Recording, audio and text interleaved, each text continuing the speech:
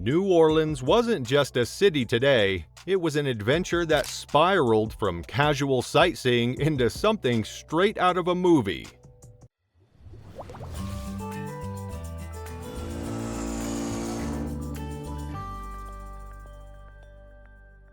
Hey, it's Alex.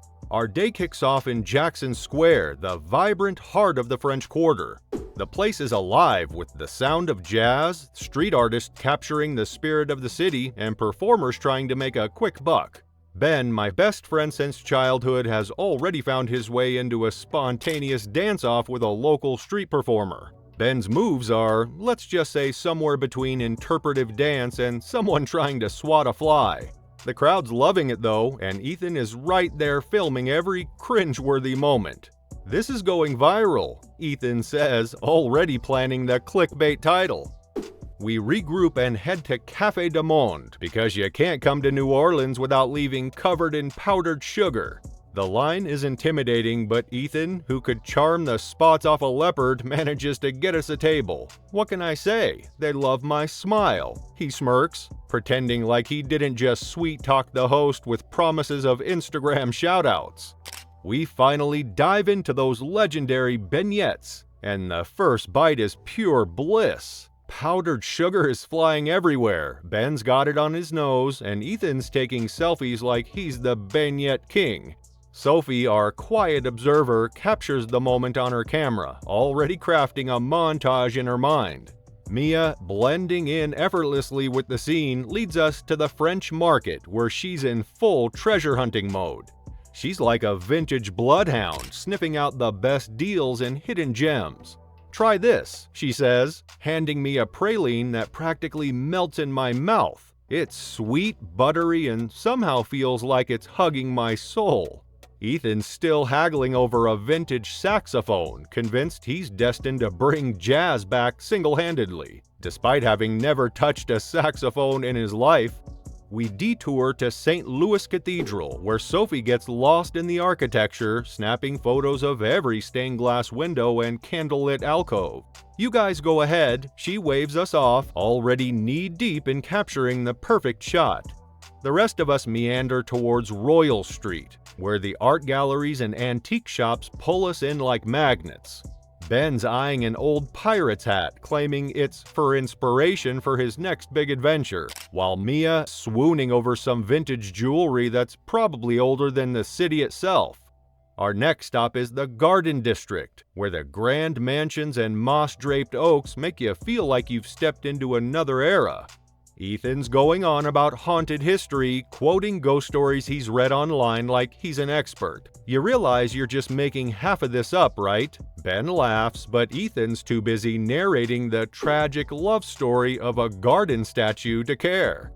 Mia's snapping photos of every detail, from the iron gates to the ivy creeping up the old brick walls. It's like she's found her muse in the city's quiet, eerie elegance.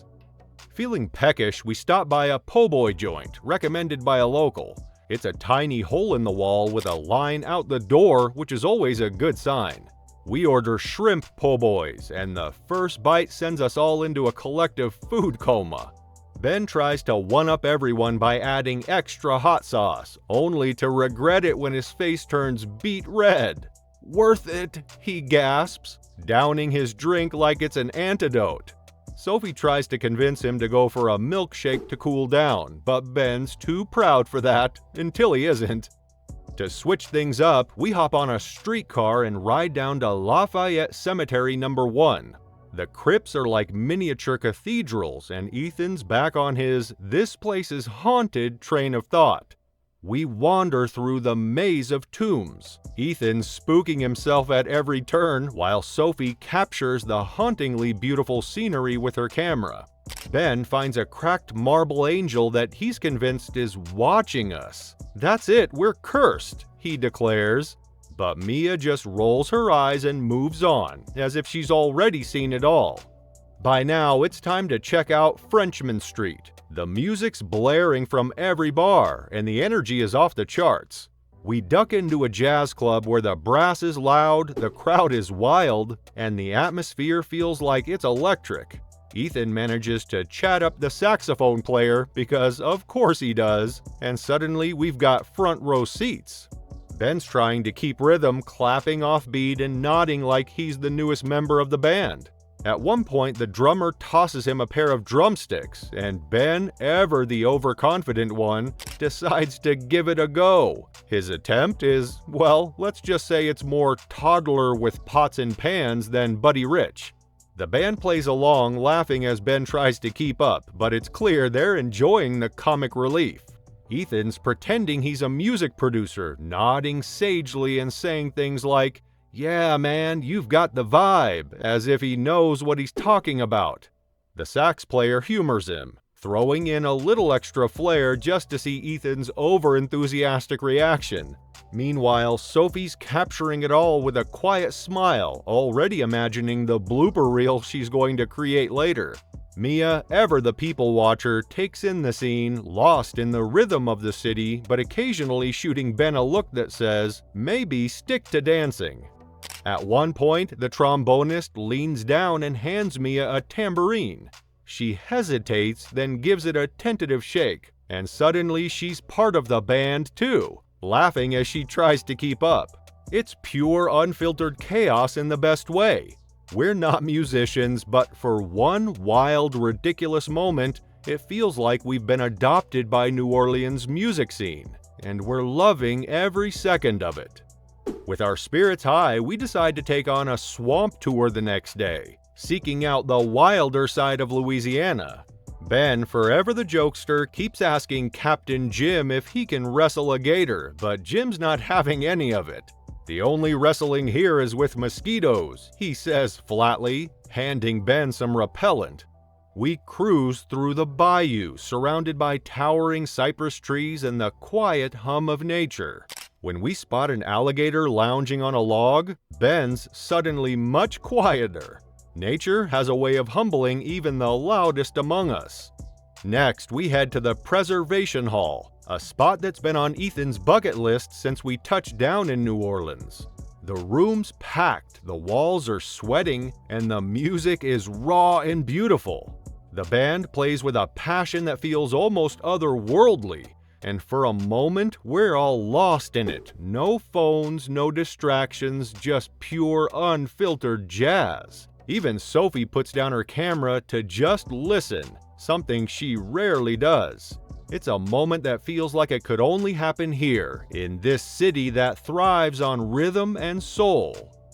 Just when we think we've soaked up all the magic, we find ourselves on Bourbon Street where things take an unexpected turn. Mia, who's been the calm voice of reason, suddenly dives headfirst into the chaos, grabbing a feather boa and joining a random conga line. Ben's trying to keep up with her energy, Ethan's documenting every second, and Sophie's just there laughing at how the night has spiraled. It's a mess of neon lights, loud music, and the unmistakable spirit of New Orleans. Not ready to call it a night, we duck into a late-night jazz bar that looks like it hasn't changed in 50 years. Dim lights, smoky air, and a bartender who's seen it all. Ethan orders a round of Sazeracs, the local cocktail that's got a bite as strong as the city's personality. To New Orleans, Ethan toasts, and for a second, everything else fades away. The rain, the crowds, the chaos. It's just us, sharing a moment in a city that never seems to sleep. New Orleans has thrown us curveballs, filled our bellies, and made us laugh more times than we can count.